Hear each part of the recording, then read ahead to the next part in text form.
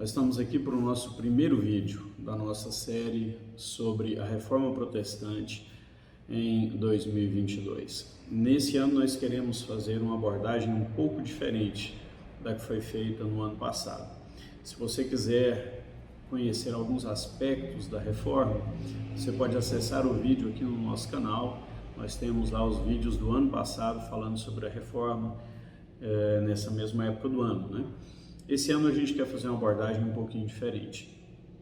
É claro que nós vamos olhar também aspectos históricos, mas eu quero dar uma ênfase maior nos aspectos teológicos da Reforma Protestante. Bom, e de uma forma geral, eu quero começar te dizendo que um dos aspectos importantíssimos, ou um dos fatores importantíssimos que contribuíram para a Reforma Protestante foi o declínio, a queda do sistema feudal, a queda do feudalismo. Muitas vezes a gente aborda a Reforma Protestante analisando apenas a questão das indulgências, a questão do lucro em que a Igreja Romana vivia, ou o alto clero da Igreja Romana vivia à época. Mas nós nos esquecemos que a Igreja, como qualquer outra célula da sociedade, a Igreja não está isolada do restante da sociedade. E, como não podia deixar de ser, a queda do feudalismo provoca uma nova maneira de pensar, ou uma ruptura, uma quebra na maneira do homem da Idade Moderna de pensar, não só de pensar a sociedade, mas também de pensar no próprio homem e na relação desse homem na sociedade, com a sociedade, e a relação desse homem com Deus. E um dos aspectos importantes, como eu disse, foi a queda ou o declínio do sistema feudal. Nós sabemos que com a queda do feudalismo surge um novo modelo de produção, que vai ser chamado de capitalismo. O que é o capitalismo? O capitalismo é a doutrina que tem como ênfase principal, ou que tem como produto principal, o capital. E um dos pilares do capitalismo é o lucro. Não existe capitalismo sem lucro, não existe capitalismo sem a produção de um excedente. Qualquer empresa, nós podemos olhar para os nossos dias hoje, qualquer empresa, para que ela sobreviva no mercado, ela precisa ter lucro. E não foi diferente no início do capitalismo. Ocorre que a Igreja Romana, Católica Romana, condenava a usura, condenava o lucro, digamos, o lucro em excesso. A Igreja, digamos que levantava a bandeira de que produtos podiam ser comercializados, mas precisavam ser comercializados a um preço justo. E os capitalistas, os empresários da época, formados basicamente pela burguesia, não estavam interessados em produtos com preços justos, eles estavam interessados em produtos com preços que sustentariam as suas empresas, fariam com que as suas empresas crescessem e dessem a eles, empresários, lucro. E essa maneira de pensar desagradou a Igreja. E surge então um questionamento, digamos, extremamente honesto. Ora, se a burguesia não pode produzir e vender esse produto com lucro, por que a Igreja tem lucros? A Igreja não é uma empresa, então a Igreja não devia ter lucros. Esse foi o pensamento inicial. Se a Igreja tem lucros, se a Igreja está vendendo algo e está vendendo algo com um preço que ninguém conseguia avaliar naquela época se era um preço justo ou não, porque, por exemplo, se comercializavam relíquias, mas qual o preço justo de uma relíquia? Se comercializava perdão, qual o preço do perdão? Então, como era impossível fazer isso, a burguesia começa a se contrapor à Igreja, uma vez que a Igreja defendia uma posição, mas na prática a sua maneira de agir era completamente diferente. É importante também a gente lembrar que a queda do sistema feudal implica também na queda do poder financeiro da igreja, porque a igreja também possuía terras.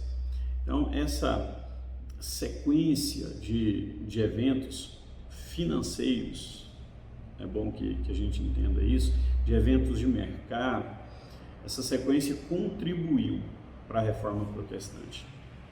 Outro fato importante que nós não podemos também nos esquecer foi o movimento chamado de movimento renascentista. De uma certa forma, aquela perseguição que havia, basicamente produzida pelo movimento da Inquisição, havia perdido força. Ainda estava em voga, mas havia perdido força. E vários homens e mulheres começaram a ler, começaram a estudar, começaram a pensar a respeito da sua praxis com Deus e com os homens. E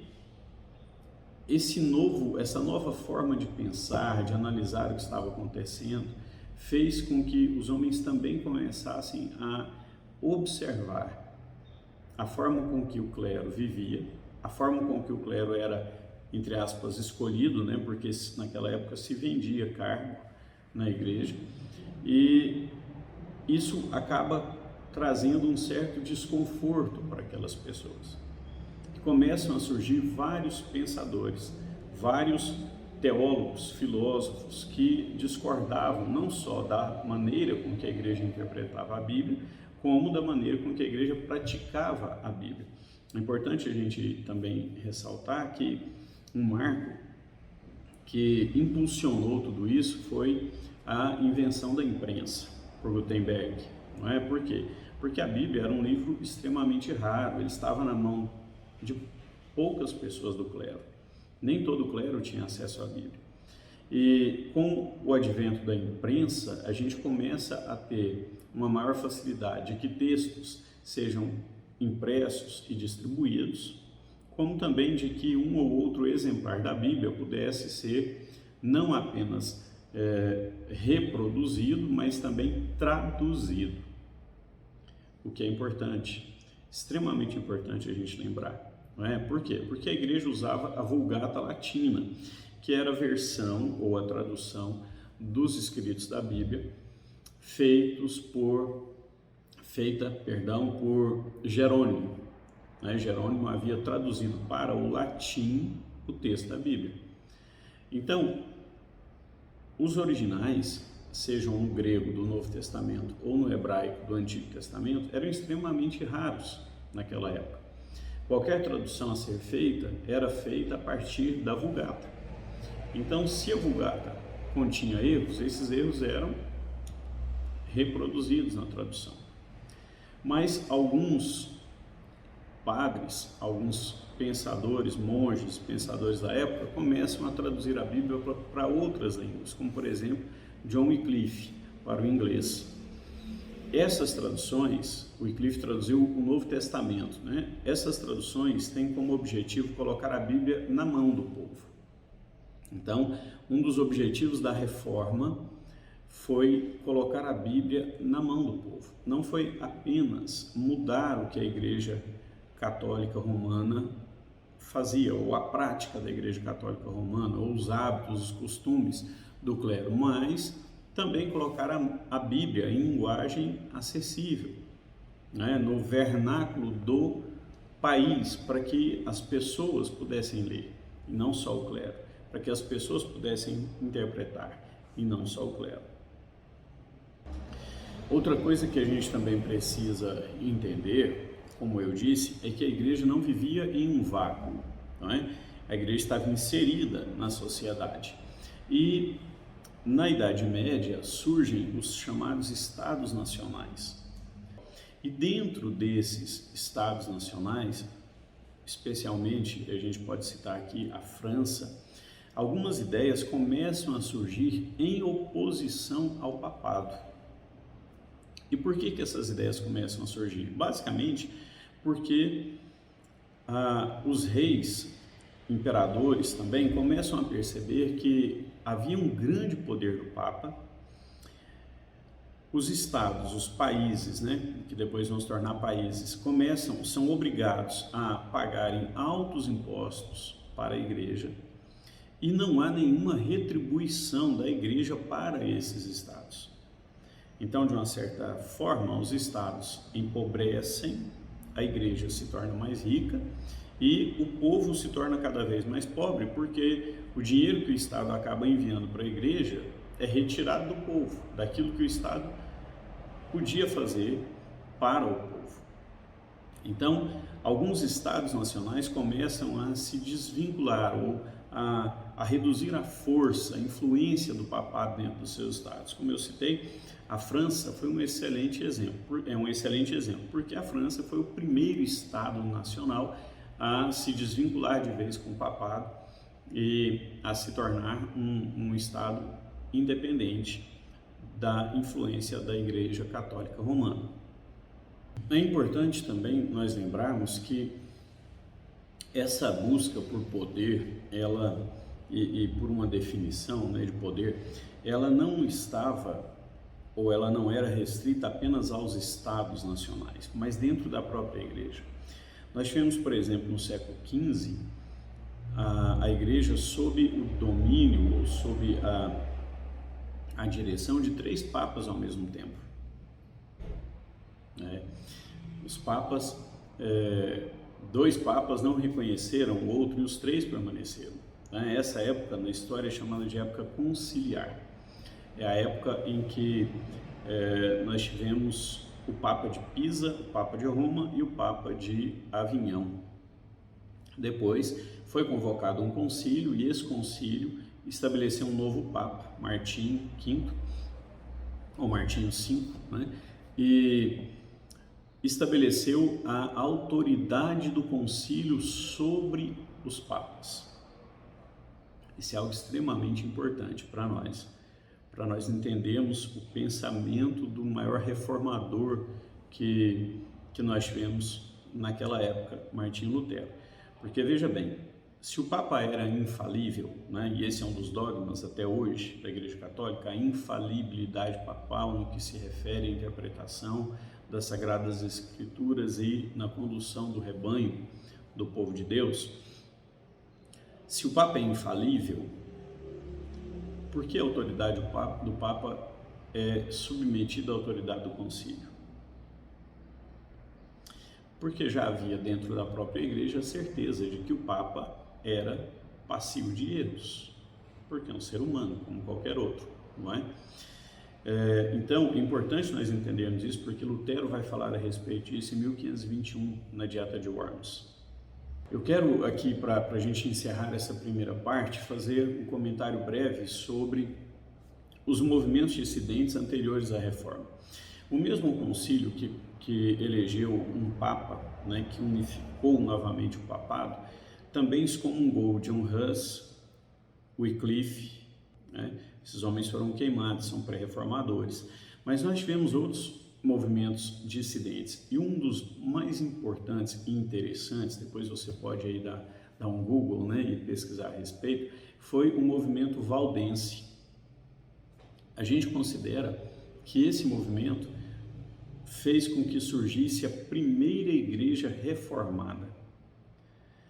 Esses homens foram considerados os homens pobres de Leão, foram liderados por um homem chamado Pedro Valdo, ou Pedro Valdez, e pregavam uma volta às Escrituras e uma reforma completa na Igreja Romana. Então, tecnicamente, a gente pode afirmar que o movimento valdense foi o primeiro movimento que criou uma igreja, uma denominação reformada na história. Quando depois o luteranismo começa a se expandir e o calvinismo também começa a expandir, esses homens ainda serão encontrados nos Alpes, em lugares de difícil acesso, vivendo, pregando, ensinando e vivendo a doutrina que a Reforma havia estabelecido como a verdadeira doutrina cristã. Outros movimentos importantes que nós precisamos fazer aqui uma referência, ainda que breve, foram os movimentos que ficaram conhecidos como o misticismo e o movimento chamado de devocional moderno. O misticismo não tem assim uma contribuição muito interessante para nós, mas devocional moderno foi um movimento extremamente interessante. Por quê? Porque toda a sua base doutrinária estava fundamentada em 3 pilares: oração, a leitura das Sagradas Escrituras e a prática da vida comum, a prática devocional da vida comum. Um dos, digamos, maiores expositores desse movimento foi Thomas Kempis. Há um livro de Thomas Kempis muito conhecido, inclusive eu não sei bem o porquê, mas voltou à moda, né, nos últimos dias, chamado A Imitação de Cristo. Você encontra esse livro aí até um preço muito acessível e é um excelente livro, um livro de meditações a respeito da palavra de Deus e da pessoa de Jesus Cristo, e que fazia parte da vida daquelas pessoas que à época participavam desse movimento de devoção que ficou conhecido como devoção moderna. Só mais um detalhe, uma coisa importante desse movimento foi que esse movimento, devoção moderna,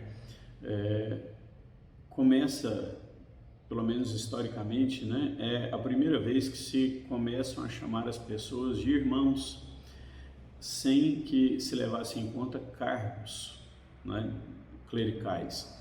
Então eram os irmãos da vida comum. E uma outra coisa importante, extremamente atual, né, e que quebra paradigmas, ou pelo menos que quebra alguns sofismas, foi o fato de que para esse movimento não havia distinção de sexo na leitura e interpretação das Escrituras. Como eu disse, eles estavam centrados na oração, na leitura das Escrituras e na vida, na prática da vida comum, ou na espiritualidade, né, da vida comum, né? Meditavam na Bíblia, oravam e praticavam isso entre eles. E não havia entre eles a acepção em relação ao sexo. Podia ser um homem, um leitor da Bíblia, ou podia ser uma mulher. Eu citei aqui o Thomas Kempis porque ele é o nome mais importante desse movimento, mas não havia aqui a exclusividade do homem na interpretação, na leitura e na interpretação da palavra de Deus. Como eu disse, o movimento renascentista fez com que a Bíblia voltasse a ser lida e estudada nos seus originais. Surgiu então um grupo que ficou conhecido como os humanistas bíblicos. O nome mais importante, sem dúvida, desse movimento foi o de Erasmo de Roterdã. Roterdã publica o que, na opinião de muitos teólogos, foi a publicação mais importante do século XVI, um estudo crítico do texto grego do Novo Testamento. Ele pega o original grego do Novo Testamento, traduz para o latim e publica uma análise crítica desse texto. Esse texto, inclusive, vai servir depois para que o próprio Lutero faça a tradução para o alemão, né, da Bíblia para o alemão. Outros homens são muito importantes nesse meio. A gente tem alemães que eram hebraístas e que traduziram parte do Antigo Testamento, publicaram também o Antigo Testamento em latim, trazendo uma contribuição importante. Mas Erasmo de Roterdã foi, sem dúvida, o nome mais importante, inclusive era conhecido como o príncipe dos humanistas. Nos nossos próximos vídeos nós iremos falar um pouco de Erasmo de Roterdã, porque nós vamos falar um pouco do movimento que ficou conhecido como Contra-Reforma, que hoje mudou um pouco o nome, mas Erasmo de Roterdã é uma figura importante nesse movimento. Eu quero, para nós encerrarmos, eu quero te dizer que qualquer mudança dentro da igreja, e principalmente mudança de paradigmas dentro da igreja, essa mudança, ela teve como fundamento as Escrituras. E eu quero fazer esse comentário aqui para chamar a sua atenção. Qualquer movimento que você perceba dentro da igreja, de qualquer igreja cristã, né? Sei que é quase um pleonasmo, igreja e cristã, mas dentro da igreja cristã, que não esteja fundamentado nas Escrituras, não terá nenhuma razão de existir e não terá resultados. Há um conhecido nosso, um teólogo conhecido nosso, que diz que a reforma colocou a Bíblia nas mãos do povo. E nós precisamos de uma nova reforma para colocar a Bíblia no coração do povo. E eu concordo com essa frase, porque sempre o centro da vida cristã, da prática cristã, sempre foi a revelação de Jesus Cristo nas Sagradas Escrituras. Não existe cristianismo sem Bíblia. Não existe.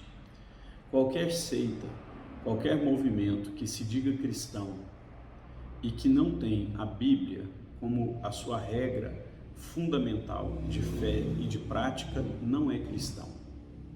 Não é cristão, porque é a Bíblia que nos revela Jesus Cristo. A própria Bíblia nos diz, examinai, o próprio Jesus nos diz, examinai as Escrituras e fazei bem, porque elas testificam de mim. É impossível que qualquer outro livro testifique a obra redentora, salvadora de Jesus Cristo, se esse livro não for as Sagradas Escrituras. Você pode até selecionar textos, você pode pensar textos ao acaso, completamente fora do contexto, para tentar falar a respeito de Jesus, mas a revelação completa do plano de Deus para o homem em Jesus Cristo começa em Gênesis e termina em Apocalipse. Não há revelação de Jesus fora do que diz as Sagradas Escrituras. O apóstolo Paulo, entendendo isso, disse de forma muito dura que ainda que um próprio anjo ou um anjo de luz se apresentasse a eles e revelasse a eles uma outra doutrina que não o Evangelho a que Paulo e os apóstolos estavam pregando, que aquilo fosse considerado anátema, que aquilo fosse considerado maldição, porque não vinha de Deus. Eu quero encerrar então te dizendo isso. Não há cristianismo sem Bíblia e não há cristianismo sem a pregação da palavra de Deus. Porque o cristianismo é a única religião no mundo que prega o perdão.